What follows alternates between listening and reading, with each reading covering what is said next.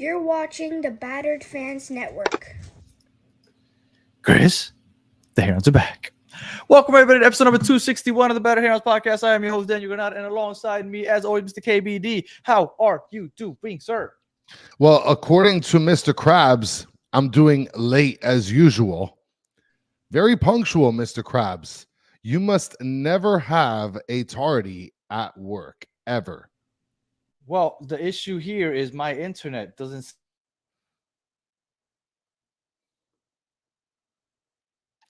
It's kind of shoddy right now. Yeah, I mean, right there says it. Right there says it all. Guys, listen, if there's any time to throw a couple beans, it's right now. So that way Danny can be able to upgrade his plan because he's definitely going to need it. Yeah. Things are looking pretty shoddy right now. Hopefully they get better, though. I don't know. We'll see.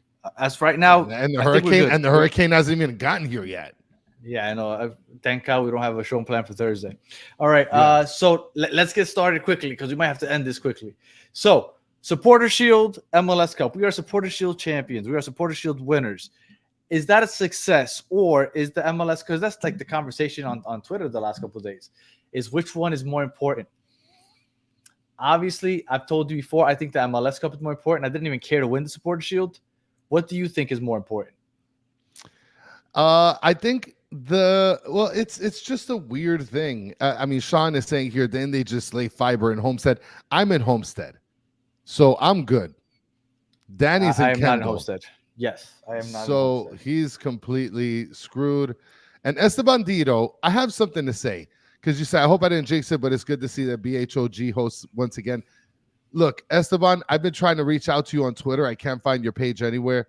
You got to give Solana a chance. I know that sometimes he's a little drastic, okay? I get it. But he knows his stuff. I mean, his son cannot do a better kick than Campana. Let him live on that cloud, okay? And I know a thing or two about knee-jerk reactions. But Esteban, you got to give the guy a chance. So there's that. Now, as Danny stays frozen in the middle of time, I'm pretty sure he's probably trying to figure out what's going on with his connection. It's like what Danny was mentioning, MLS Cup versus Supporter Shield. It's a weird place because in reality, what's happening is a lot of people are kind of basically looking at the Supporter Shield as the tippity top because you've been a good team throughout a long period of time, right? Through the entire season. So it does show, and let me take Danny out because he's just frozen there. I don't want to have him looking like he's just in the middle of nonsense there.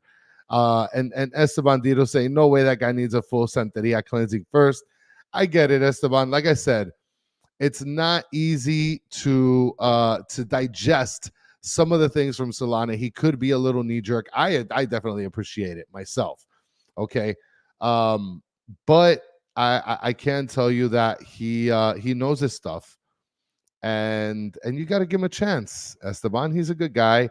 Look, if Danny and I gave him a chance and we're all good friends and, we talk off the show and stuff, I think you guys should give him a fair shot. So kind of getting back to what I was saying and here, and Amanda mentions it good. Solana keeps it interesting. He does. He definitely does. So getting back to what I was mentioning here. So before you got off, Danny, I think the argument is that the Supporter Shield is sort of seen better because it's like the longevity trophy, right? Right. Like it's harder to win, probably. Well, it's just you were good for such a long period of time, and the argument is true, right? Where, is it better to be a winner throughout the whole season or through a small tournament, which is the playoffs? But that's the thing is that in America, in the United States, we see these last games as the game, as the trophy. So it's not, it's a gift and a curse to be a Supporter Shield, I guess, winner, because if you don't win the championship, then through America's eyes, you're not that team. And what I'm about to say may sound contradictory, but this is how I see it. If you win the Supporter Shield, you prove that you're the best team in the league. Yeah. but you're not the champion of the league. Yeah. And that's basically what it is. And I want to be the champion. Yeah. Because in 2007, I gave this example, I think last time. In 2007, the Patriots, went 17-0? And they went all the way to the Super Bowl, went 20-0. And lost And- against the Jets, the Giants. And they are still considered probably one of, if not the best team of all time, roster-wise. Yes. And they play that game 100 times. They win 99 times. But the Yes. Giants won that one time. They're the 2007 champions, even though the Patriots were the better team. So do I rather be the better team or the champion? I'd rather be the champion. So I'm all MLS Cup. And if you had the choice, would you get rid of the playoff system and just keep it the way they do in Europe, and then the Supporter Shield winner is the champion, and you get the star when you win the Supporter Shield? If you could, would you change that? I don't know, man, because it's kind of what makes this sport what it is. I mean, look, Mr. Krabs is asking this question: when was the last time a team won Supporter Shield and MLS Cup? 2022. I went ahead and in 2022, LAFC won that, and they also won MLS Cup, which was Toronto FC, and then before that, it was 2011 with the Galaxy, and then before 2007 that, maybe 2008 was Columbus Crew, and then you have LA Galaxy in 2002, the Wizards, Kansas City Wizards in 2099 with DC United again in 97. So it's happened. It's just about the fact that it's just, again, this is American sports. I don't know if you can do that. Well, the thing is, I see a lot of people saying, yes, get rid of the playoffs. Now, this is my thing, okay? And this is the argument that I get in with a lot of people. The beautiful thing about American sports is that the Giants, although they were nowhere near the best team in the league, ended up champions in 2007. So it keeps it interesting for all the fan bases. If you get rid of the playoff system, then you're going to have what you have in Europe, where it's the same 5 or 6 teams that constantly win because they're going to start building better rosters than everybody else. And I know that in Europe, they've gotten you used to, well, if I'm a fan of Nottingham Forest, shout out to Peaches, then I just have to deal with the fact that I'll never be champion. In America, we don't do it like that. We want to give everybody an opportunity to be champion. So have your Supporter Shield, but guess what? Charlotte, you have a good defense. You're going to go into the playoffs in like the 7th seed. Guess what? You still have a chance to win the championship. If you are Seattle Sounders, get into the playoffs as the 8th seed, but you make good playoff runs. Guess what? You and your fan base, you might get to celebrate a good playoff run, might even be champions. And that's how things go. And I like it that way. I like that we care about the fan bases and all the fan bases being happy and interested all the way to the end. Where in Europe, they don't really care about the fans because they cater to the top teams and they say, good luck. How about you guys just fight to not get relegated? And everybody's like, okay, I guess that's good enough. As long as I don't get relegated, I'm happy. And it's like, come on. No. So absolutely, let's keep the playoff system. Well, and I want to bring up a couple comments because you guys are on fire in the comment section. You guys are awesome for contributing. You guys are legitimately getting a round of applause for the best part of this damn show. Sean is saying we can still have playoffs. Smaller Euro leagues do it. Scotland, but it's separate tourney. This I'm on board with, where you have the king of the hill in terms of the season. You get the Supporter Shield. But they have that right now with the U.S. Open Cup and the Leagues Cup. Well, I mean, yeah, but at the same time, like you make it MLS based, right? But then you have Dennis on the flip side said playoff system is so much funner, right? And Mr. Krabs, the other side of the coin. I try to get into European football, but I get annoyed seeing the same team win every single year. Esteban saying spot on. Danny, you won't be able to change the mind for those ones who are accustomed to how 100%. things are in other places. 100%. And I understand because this is like talking politics and religion. When somebody's into like a sports league, you're not going to change their mind. But right now, I see shout out to Tommy one times in the chat. And yes, thank you, Tommy. We're good here. Yes. Tommy right now, he has a small possibility that he could still make the playoffs in the 9th seed, right? They have to win and have the right teams lose, and they can still make it. They are the 9th seed, possibly, to make the playoffs. If you're in Europe right now, guess what? We already decided a champion, and we still have 1 week of soccer to go. Yeah. But it doesn't matter what happens next week because the season's basically over because we already decided our champion. We basically decided our champion a couple weeks ago.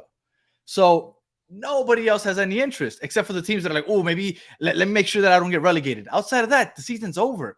Whereas in here, we have 1 week to go. It's called decision day because there's still teams fighting to get to the playoffs. When you get into the playoffs, you have an opportunity for upsets. You have an opportunity to make a long playoff run. You have an opportunity to see a team that shouldn't be champion possibly make it to the championship. Maybe some people don't like that, but then you sell me on the U.S. Open Cup and all these Cinderella stories. So it works in some cases, but not the others. I don't understand it. I want to mention something here. Mike V says playoff system is unfair, doesn't reward consistency. And now this I thought was a pretty interesting point by Liquid Cadamus. Says the champion of each supporter shield should compete in a final for the all US trophy.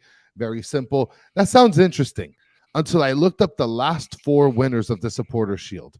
And so we have ourselves, FC Cincinnati, LAFC, and then the New England Revolution in 2021. The New England Revolution right now is the worst team, if not one of the worst. I don't think they meant the last 4 years. I think maybe the top 4 in the standings.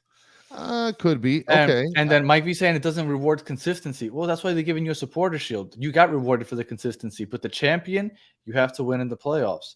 And again, and Mike V, maybe you don't care because you're an Inter Miami fan, and I don't think we're going to have to worry too much about being bottom of the barrel, but this is how you keep the rest of the fan bases interested. Now, for those of you into European soccer, you don't care about the Nottingham Forests of the world and the Wolves, and you don't care about those teams. You don't care about the Granadas in Spain.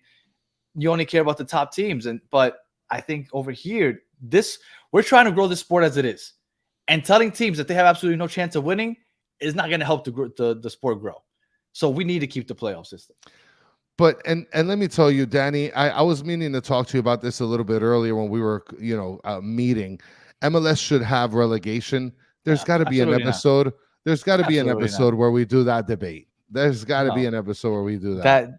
That debate's been beaten to death by everybody, though. But no, it wouldn't work in this country. There's too many sports. It's exhausting to have the conversation. There's too many sports and sports teams and options to have people interested in going to the stadium once you get relegated. Yeah. And so it wouldn't work. It wouldn't work in a country that's trying to grow the sport. Mm-hmm. You guys are seeing it through the eyes of countries where that is the only, or maybe the top sport, and number 2 is far behind. Right now, football or soccer is 4th, 5th, and they're trying to work their way up. And adding a relegation system, I promise you, is not going to help the sport grow in this country. Now, I want to ask Kung Lee. So, Kung Lee, if you can just answer this for me, have you just started following the MLS? Because if you have, I appreciate this comment very much. Kung Lee is mentioning, to be honest, I like this format, just different culture. And everybody's agreeing with you here. You're right, Danny. Dennis Oba saying you're spitting facts. Yeah, because I get the relegation conversation, but in this country, when we're trying to grow the sport, it's not going to work. At least not right now. Maybe in the future when the sport's like more popular, we have 40 teams, so you could do an MLS 1, an MLS 2, or something like that. But at this moment in time, don't even bother bringing it up because it's pointless. It's not going to work here. Not right now, at least. Kung Lee is saying yes. So Kung Lee is just starting to follow the MLS, and Kung Lee appreciates or likes the way that the system is now, which it's super American. It's super American. Now, Jason L's mentioning, I agree with Esteban. St. Louis spent all season last year in first, then lost both of playoffs in the first round. Yeah, they got swept. They got swept. Yes. And I love that. And they were a beast of a team. And I forget who it was that beat them, but I love that because they were in first place. And guess what? The fan base of whatever team beat them, they had a rough year, and all of a sudden, guess what? They're still interested at the end of the year. Yeah. They're still interested in November. Whereas in Europe, if you're that team, you're disinterested by halfway through the season because that's it. You have no hope. So I like the playoff system. I think it gives everybody hope and it keeps everybody entertained. And what I watch sports for is to be entertained. I wanna bring up a comment here real quick because by the way, I didn't want to forget. Shout out to all the Florida Panther fans. They celebrated today, raising the banner. I wore my battered Rangers shirt today because hockey's starting. So shout out to everybody because I know there's some Panthers fans that watching. I want to mention this because I have to bring this up. John Paul Terraza says if relegation was a thing last year, Messi would be playing in MLS 2. I don't think that's the case because I don't think that we were one of the bottom 4 teams at the end of 2023. I think we were the second or third worst. But I will tell you that if relegation was a thing, then Inter Miami couldn't have done what they did, where they tried to not sign a bunch of players in hopes of getting Messi and Busquets during the summer transfer. They would have had to re-sign Pozuelo and stuff like that to make sure they don't get relegated. And I know that's why people like relegation, but with the summer transfer window being in the middle of the season, that also takes away a lot of strategy for teams that try to hold off for the summer to get certain players. We were second worst in the East, third worst in the league. Okay, we would have gotten relegated. Mm-hmm. What a bad one, huh? So playing against Miami FC and FIU. Oh my goodness. If you think that people aren't showing up to watch Inter Miami now, could you imagine Inter Miami in the second division? Nobody would go. Nobody went to Miami FC. We had a professional soccer team before Inter Miami showed up. It was Miami FC. Nobody went. Nobody cares about second divisions here in the United States. We'd be playing. We probably would have gotten relegated to Birmingham, Alabama. Yeah. They would have taken our spot in the MLS because apparently they're a powerhouse. And Miami King said it. Yeah, right now the playoffs is the best system for us, and no relegation is the best system for us. Maybe they do change it when things become more popular, but as of right now, yeah, I don't think that that's possible. Right now, what we have to do is we have to make sure that we keep as many people engaged for as long as possible. And how do you keep people engaged as long as possible? Give their team a chance for as long as possible. And that's how we keep people engaged. Look at Austin FC. Austin FC had crazy fan participation when they first came to the scene. This season, it's been a ghost town because they've been so bad. Yeah, I mean, listen, that's America for you. Yeah. And there's a lot more stuff to do in Austin. But because there's so many things to do here, and I'm talking about just strictly sports-wise. Like, Inter Miami, all of a sudden, if right now they don't make the playoffs, okay, the Miami Heat are starting to play. The Dolphins suck, but they're playing. The Panthers just started playing. There's too many options here to have us relegated or not have a playoff system, not have us interested. It's just different here. That's all. It's just different. Well, and Mr. Krabs, I guess we could just sum it up with this. Mr. Krabs is mentioning Americans are used to USA being the place for major sports except soccer. Look, unfortunately, in terms of the United States, right, we have like no legs to stand on when it comes to the sport of football, right? I mean, just worldwide, there are so many other countries and continents that literally do way better than us in that sport. Or because they've done it so much longer. Exactly. They've had leads since like 1745. Well, not that long, but AC Milan is celebrating their 125th year this season. 125 years. The MLS has been around for not even 30 yet. Oldest team.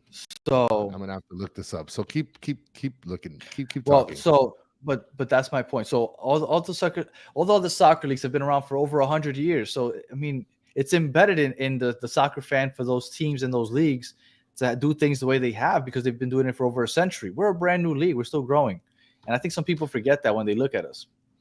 So I want to mention this. So we have a team that I just found right now. It is called Sheffield FC. It is the English Premier League. The oldest team, 1857. I wasn't that far, Danny. What happened in 1700s, bro? I mean, that's pretty close. That's 100 years off. It's closer. 1800s is closer to 1700s than it is to the 2000s. What happened in 1857? Okay. All right. Robin Hood was alive then. Why you're all going off on that tangent? All right. So I guess let's put a button on this. So if you could get rid of the playoffs, would you and just have the Supporters Shield champion? No. Okay. Me either. Which one do you think is more important at the moment? I think at the moment, I forgot the guy's name. Sasha, something. He used to play for the Red Bull. I couldn't stand that guy when he was playing. He said that Miami already won the biggest trophy of the year with the Supporters Shield. Do you agree? I mean, but they're saying that because they're looking at it through the scope of like football worldwide. Okay, but through your it's not fair. In my scope, No, because teams want the star on their patch. I agree. So like it's that's the problem though. It's like we're considering this viewpoint that everybody's using, which is a worldwide viewpoint from other leagues. MLS is trying to distinguish themselves. So unfortunately, we can't look at it through the same lens. So shout out to Taiwan over there. Yes, shout out to Sherry Lynn from Taiwan. We can't look at it from a lens of this like international point of view. We have to look at it through the point of view of the United States of America and where the league is sat. Well, and the other argument that a lot of people give against the supporter shield is the fact that you do not play against every team.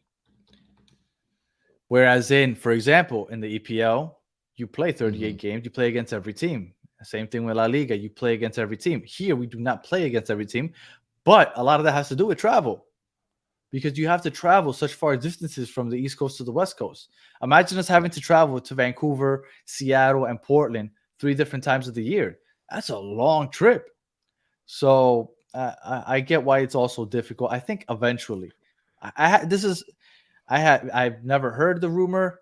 I'm just spitballing here. I have a feeling that they're going to make it to 40 teams eventually and break this up into a MLS 1, MLS 2, or an Eastern Conference, and like name them 2 different leagues or something. Like something has to happen, because this, if they want to be more similar to the rest of the world and they keep wanting to add teams, I think that's where we're going. I want to mention something. In 1857, Queen Victoria chooses Ottawa as the capital of Canada. Fun fact.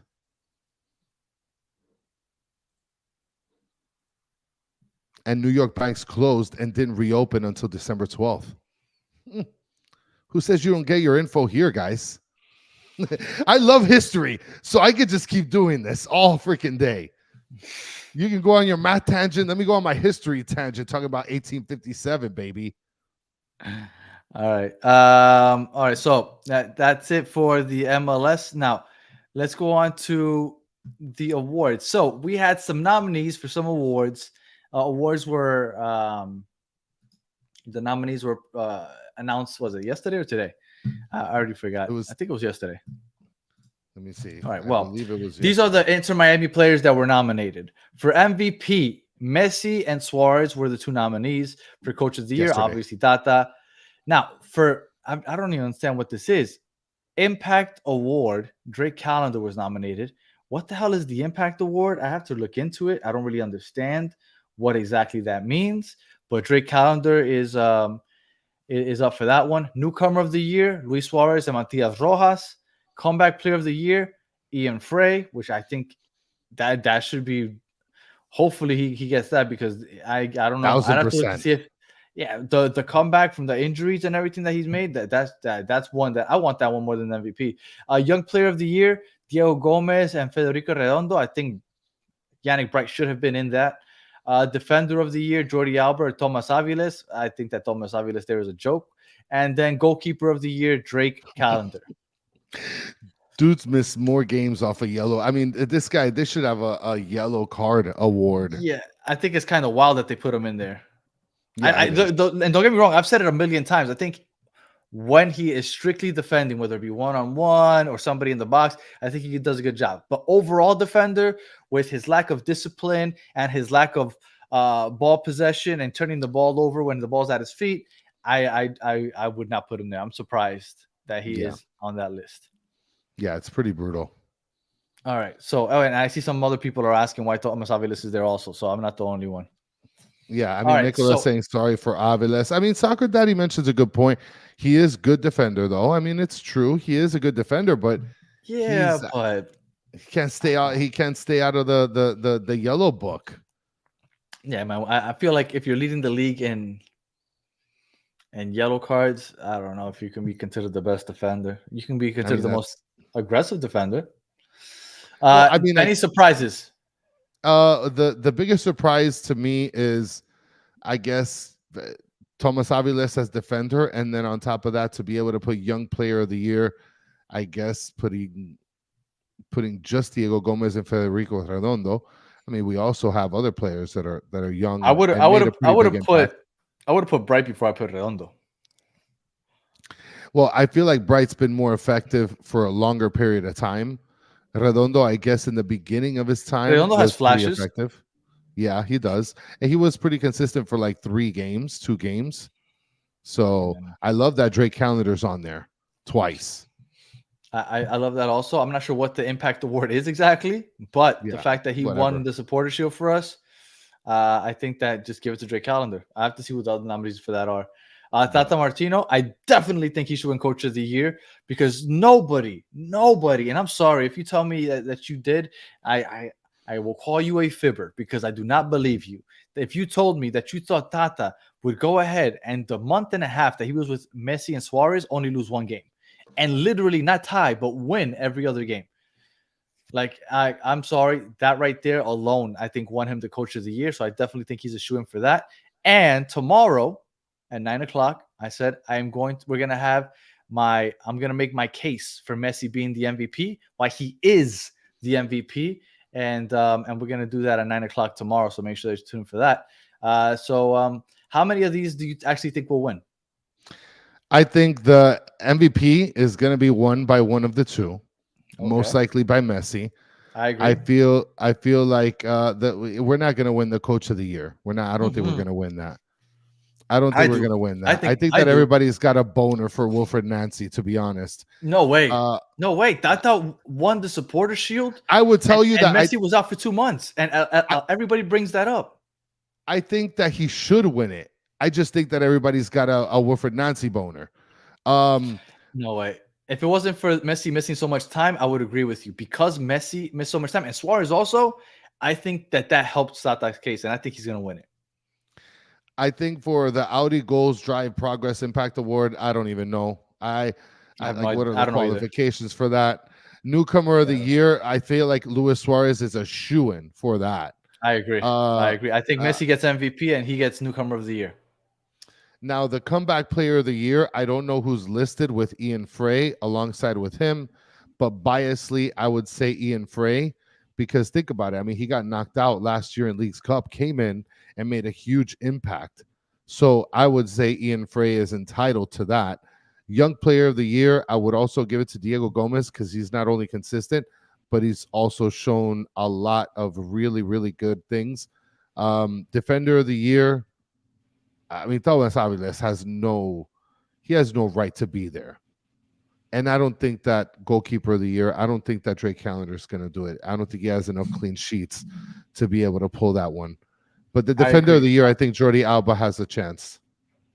For Comeback Player of the Year, I'm going to tell you the list. And we're going to have to do some investigating to see how many of these are actually viable. So, for the Portland Timbers, David Ayala, no idea who that is.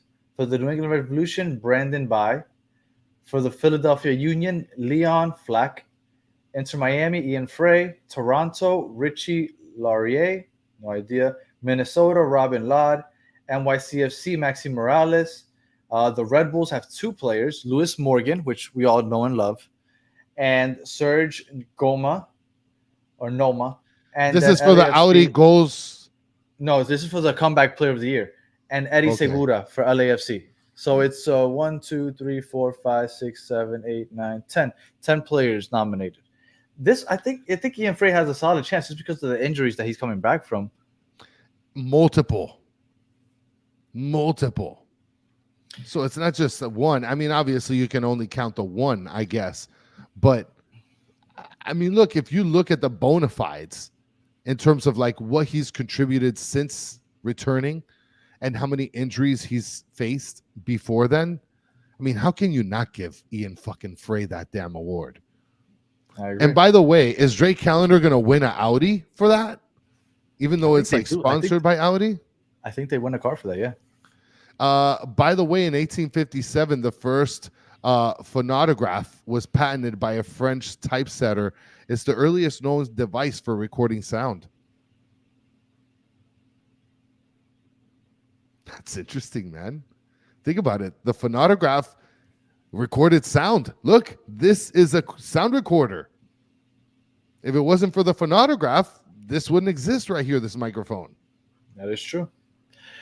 Can we talk about what a farce the Comeback Player of the Year award is, though? Why? I mean, why do you think it's a farce?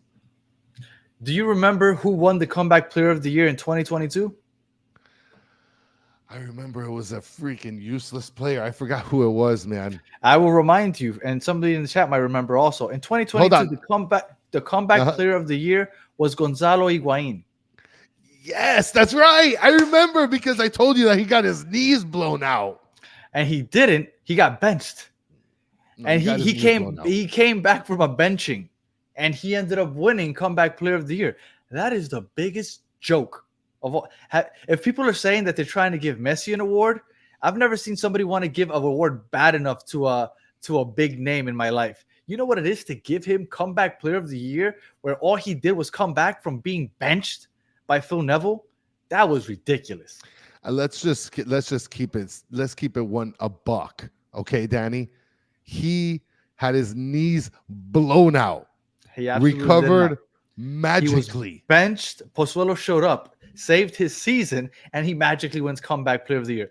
Never seen a worse award given to a player in my life. That I still don't. I am an Inter Miami fan. We were podcasting back then, and even then, even though we won the award, I was like, "This is stupid." I remember we made a whole episode about it.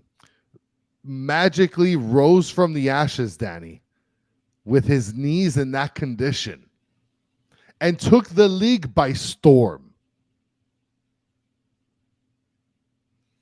All right, and I think that's it for the awards, and we can move on now to two other things, okay, that I wanted to bring up. Now, this is two random things. I guess you can consider this almost gas bagging, but not really. I wish So- Higuain was here also. So, you ever been to Atlanta? No. Okay. You ever seen on TV the Atlanta Hawks Stadium? I think it's called Allstate Arena or something like that. I don't remember what it's called. From like TV when they broadcast Okay. it there. Yeah. Well, when I went to Atlanta a couple years ago, I noticed something that I hadn't noticed until I went in person. In front of the stadium, they have pillars. And the pillars spell out Atlanta. I thought it was a very cool look. And for those of you that aren't aware of what I'm talking about, I'm sorry if you're on audio, this is what it looks like. That's super dope. Yeah, because at first glance, you think it's just pillars, but then you realize, oh no, it says Atlanta. I thought it was very, very cool. State Farm Arena. There you go, State Farm Arena. So I thought it was really cool. So anyway, a couple weeks ago, you went to a game, right? I haven't been to a game recently, and you said they were giving out magnets. Yes. Yes, Now, they were. For those of you that know, my co-host is a piece of crap. He never brings me back shit, okay? Luckily, my brother I went haven't to that seen game. you in weeks. Luckily, my brother went to the game, and he got me a magnet. Oh, So he got me this magnet, and I started looking at it, and it's of Miami Freedom Park. And I noticed that the way they have this design, I don't know if it's going to look like this, but do you see what they're doing there? I see it. Do you think that they might do what they did with Atlanta? I think that that's really dope if they throw the word Miami in there inside the pillars. I see it. So Yep. if you got this magnet in the giveaway, they were giving this away at Chase Stadium. I don't know if this is a real design, but if it is, I think this is really cool and a really nice touch. If they manage to do what they did with Atlanta here with Miami and pillars that would be around the stadium to kind of put in the Miami words along in with the pillars. So I don't know if anybody had noticed that. I just realized it, so I really thought that it was cool. Omar thinks that it's a stretch. I think Omar is from Miami, from Atlanta. Yeah. So we might be copying some of your stuff, but that I thought was cool. I don't know if anybody in the chat heard anything about that, but I noticed it off the magnet. Again, this is strictly off of the magnet. I haven't heard anything, but it reminded me of what I saw with Atlanta because I remember I really liked what I saw in Atlanta. I thought that's going to be a really cool touch if they do something like that. Well, I didn't get a magnet like that, Danny. I got the Inter Miami logo magnet. And thank you, Omar, from always joining us from Atlanta. El Bigote has also been in Atlanta, so there you go. We got some ATL representatives in here. Shout out to the A. All right, and then Danny, you just now realized it spells Miami. Yes, I did just realize it, and judging by the chat, I wasn't the one that just realized it. All right, and then this is the last thing that I have, and then Chris, if you have anything, we can go, or not. For you. This is my last thing that I had for today's show.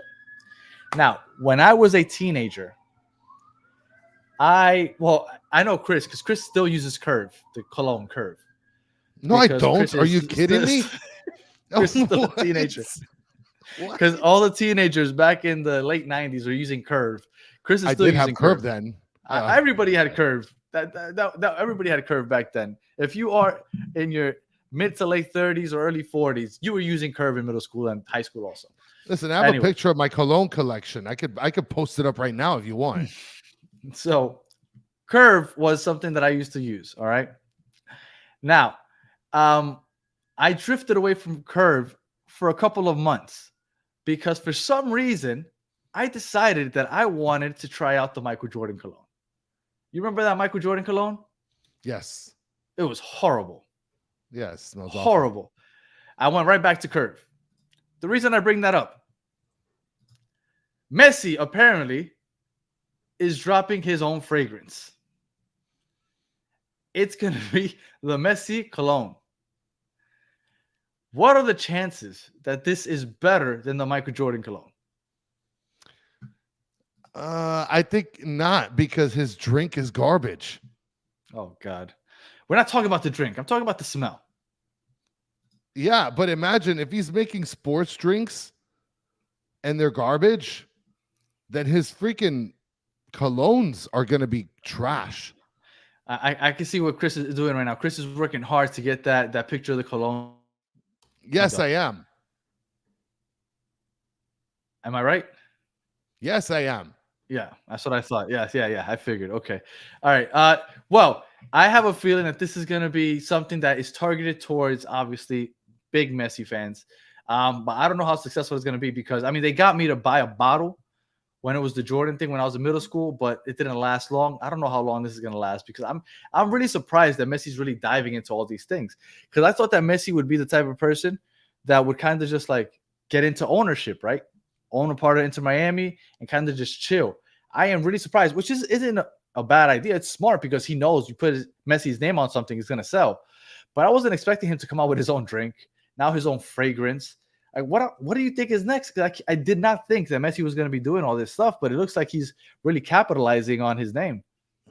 Well, I think not only that, but it is a nice design. I do think it's a very dope design. Do I think it's gonna, and Bigote saying he's gonna buy it and test it? I don't think that it's a bad idea to buy a tester. Yeah, but depends on how big it is. Nah, I'll buy the travel size if they sell like a little travel size. I'm not buying because that bottle, 100%, it costs $80 to $100.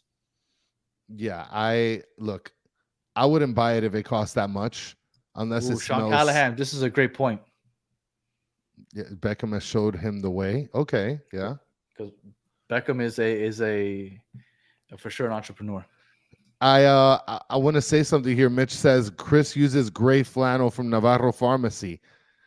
I do buy my daily wear from Navarro because they have crazy good deals.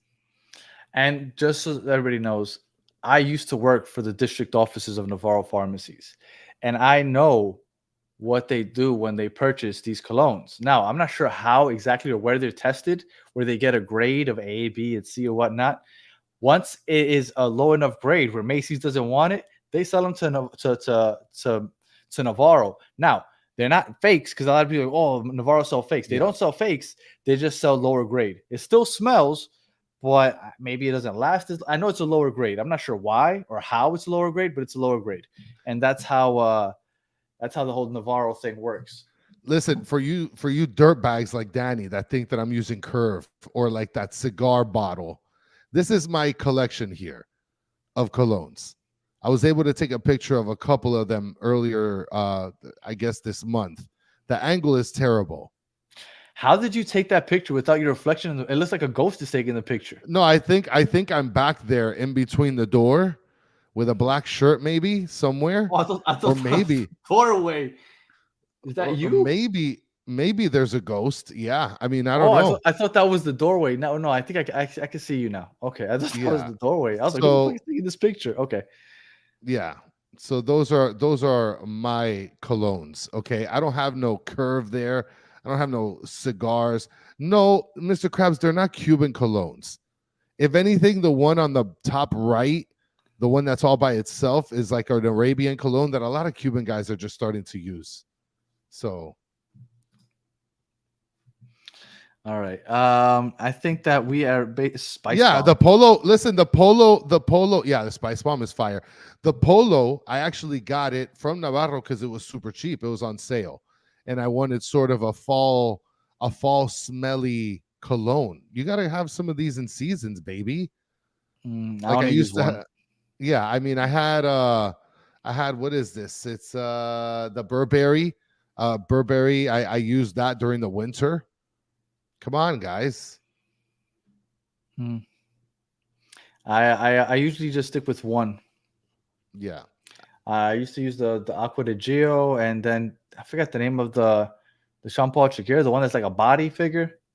Yeah. You know what I'm talking about? I used to I've used that one, but then the most recent one that I'm using is the Tom Ford.